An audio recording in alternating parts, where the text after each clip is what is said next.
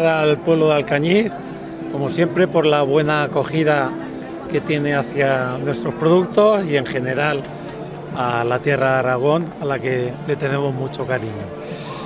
Nosotros somos una empresa artesana de productos naturales y modestamente intentamos hacer una cosa que es un producto muy diferenciado, basándonos en lo que es la elaboración del producto, el empleo de materia prima que es 100% natural y una elaboración totalmente artesanal.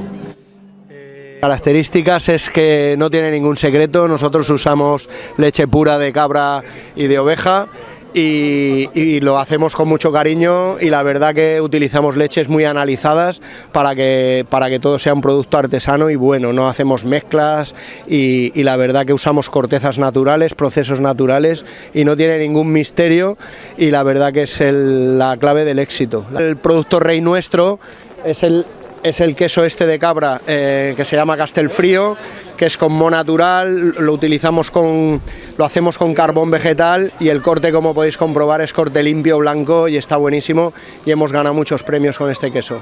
Sí, es artesanos, ya quedamos pocos, pero bueno, luchamos para enseñar a la gente cómo se trabaja de verdad y bueno, es un poco difícil, pero ahí estamos y luchamos. Cuento de mis quesos, vale, o sea, yo siempre doy a degustar, me gusta la degustación personalizada y siempre empiezo a decirles lo que tengo, de dónde son los quesos, cuánta curación tienen y qué características tienen. El de cabra, el sudado, es un queso de 6 meses de curación, de leche pasteurizada y viene de Carbajo de Cáceres. Es un queso muy tierno, muy suave y siempre conserva su textura. Nunca se va a endurecer ni enmohecer.